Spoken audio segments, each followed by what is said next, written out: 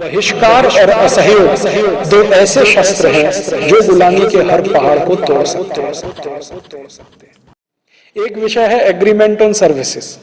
उसमें पहली ही शर्त यह है कि 1 जनवरी 2005 के बाद दुनिया की कोई भी सर्विस कंपनी के लिए आप दरवाजे खोल दीजिए। कोई भी कंपनी भारत में आके सर्विस प्रोवाइड करे, आप उसको ना नहीं कहिए। अब सर्विसेज में क्या आता है? प्रोडक्शन को छोड़कर जो कुछ भी है वो सब सर्विसेज में आता है।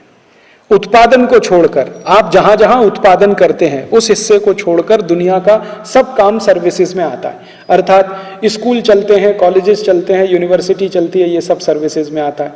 हॉस्पिटल चलते हैं, ये सब सर्विसेज में आता है। गली नालियों की सफाई की जाती है, ये सब सर्विसेज में आता है। होटल चलते हैं, ये सब सर्विसेज में आता है। हमारे देश में एडवोकेट्स हैं, वो सभी सर्विसेज में माने जाते हैं। ये तंबू कनात पंडाल लगाने वाले सब सर्विसेज में आते हैं। साउंड सिस्टम वाले सर्विसेज में सब कुछ आता है उत्पादन को छोड़कर। तो शर्त क्या है WTO की? पहली ही शर्त यह है कि 1 जनवरी 2005 के बाद भारत में कोई भी विदेशी कंपनी आकर सर्विस देना चाहे तो आप उसको रोक नहीं सकते, उसके लिए दरवाजे खोलिए।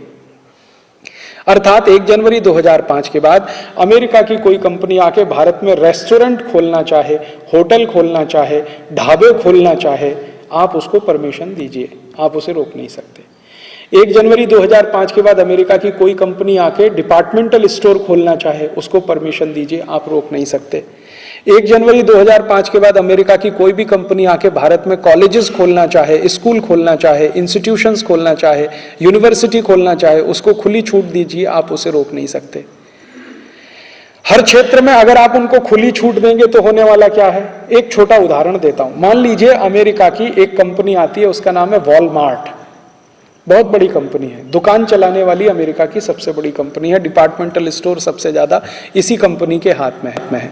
और एक और कंपनी है, वो यूरोप की है, फ्रांस की है, उसका नाम है केयरफोर। ये वॉलमार्ट और केयरफोर एक दूसरे के प्रतिद्वंदी हैं, लेकिन दोनों का धंधा एक ही है, हर जगह जाके दुकानें खोलना।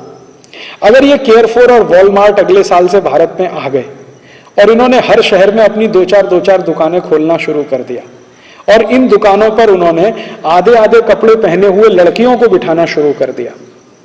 स्कर्ट पहने हुए लड़कियां और टॉपलेस पहने हुए लड़कियां उनके काउंटर पे बैठी हुई हैं, दुकानें खुली हुई हैं और हर दुकान से उन्होंने 1 के साथ 1 फ्री, 2 के साथ 1 फ्री, 3 के साथ 1 फ्री देना शुरू कर दिया।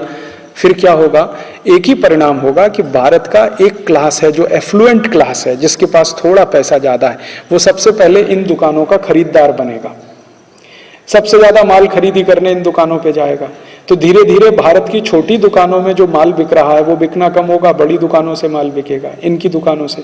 अब इन दुकानों से माल बिकना शुरू हुआ तो आपका प्रॉफिट उन दुकानों के पास, वो दुकानें हैं केयरफोर और वॉलमार्ट की, वॉलमार्ट और केयरफोर वाले जो भी बिजनेस करेंगे प्रॉफिट अमेरिका लेके जाएंगे। तो 2 परिणाम होंगे, एक तो यहां से पैसा लेके जाएंगे, दूसरा आपकी छोटी छोटी सब दुकानें वो बंद करा देंगे। और वो बंद कैसे हो जाएंगी?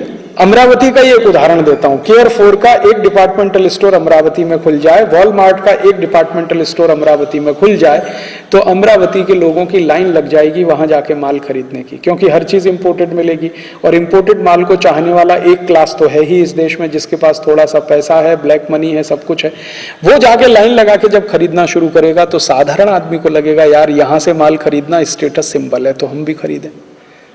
तो वो शुरू होगा और एक ऐसी घमासान लड़ाई शुरू होगी जो अमरावती के हर छोटी छोटी दुकानों को बंद करा देगी। तो छोटे दुकानदार खत्म।